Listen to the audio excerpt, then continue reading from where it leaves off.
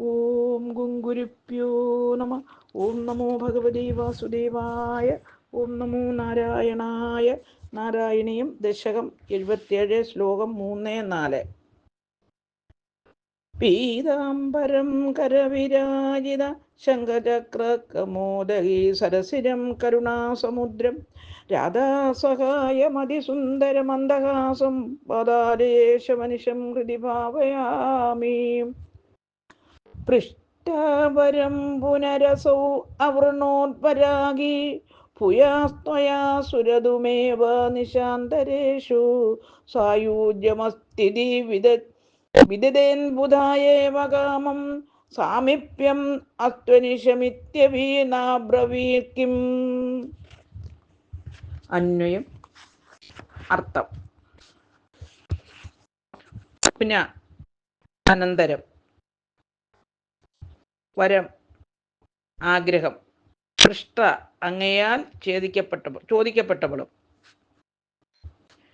വരാഗി അജ്ഞയുമായ, അസൗ ഈ കുബ്ജ, ഭുയക വീണ്ടും, നിശാന്തരേഷു രാത്രികാലങ്ങളിൽ, ത്വയ അങ്ങയോടുകൂടി, സുരതം ഏവ രതിക്രീഡ തന്നെ, ആവൃണോൻ വരിച്ചു, ബുധായേവ ജ്ഞാനിയായ ഒരുവനെ, കാമം ഏറ്റവും വേണ്ടുമണ്ണം, സായുജ്യം എന്ന മുക്തി ഭവിക്കട്ടെ, അസ്തു ഭവിക്കട്ടെ, ഇതി വൃതേൻ എന്നു പറയുകയുള്ളൂ, അനിശം എല്ലായ്പ്പോഴും, സാമീപ്യം അസ്തു അടുത്തുണ്ടാകുമാറാകട്ടെ, ഇതി എന്നുപോലും, കിം ന അബ്രവീത് എന്തുകൊണ്ടവൾ പറഞ്ഞില്ല. ഹരിവു.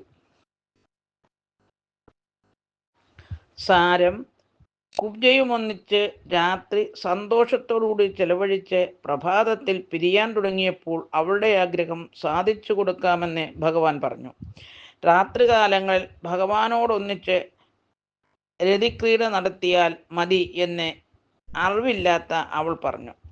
ജ്ഞാനികളെ സായുജ്യം ആവശ്യപ്പെടുകയുള്ളൂ, സാമീപ്യം പോലും അവൾ വേണമെന്നേ പറഞ്ഞില്ല. ഹരിവു. ഓം ഗുങ്കുരുപ്യോ നമ. ഓം നമോ ഭഗവതി വാസുദേവായ. ഓം നമോ നാരായണായ. ശ്ലോകം 4. തതോ ഭവാൻ ദേവനിശാശുകാസുജിൻ മൃഗീദൃശം താർനിഭൃതം വിനോദയൻ അദാത് ഉപശ്ലോകൈതി ശ്രുതം സുതം നാരദാൻ സ്വാത്വതാ തന്ത്രവിൻ ബഭൗ. അന്വയം അർത്ഥം.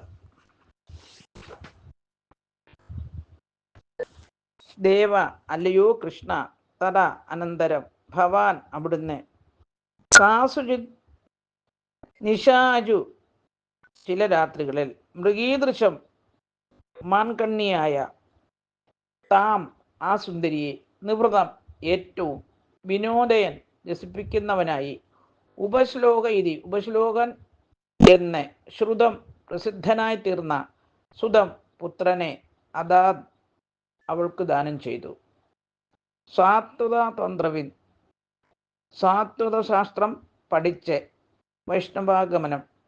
വൈഷ്ണവാഗമം ബഭൗ ശോഭിച്ചു. ഹരിയു. സാരം: അനന്തരം ഭക്തന്മാരുടെ ഇഷ്ടം നൽകുന്ന ഭഗവാൻ അവളുടെ ആഗ്രഹമനുസരിച്ച് ചില രാത്രികൾ അവളൊന്നിച്ച് അവളെ ആനന്ദിപ്പിച്ച് ലീലകൾ ചെയ്തു. അവൾക്ക് ഉപശ്ലോകൻ എന്ന് പ്രസിദ്ധനായ ഒരു പുത്രനെ നൽകി. അവൻ ഭക്ത ശിരോമണിയായ ദേവർഷി നാരദനിൽ നിന്ന് വൈഷ്ണവതന്ത്രം പഠിച്ചു. ഹരിവു.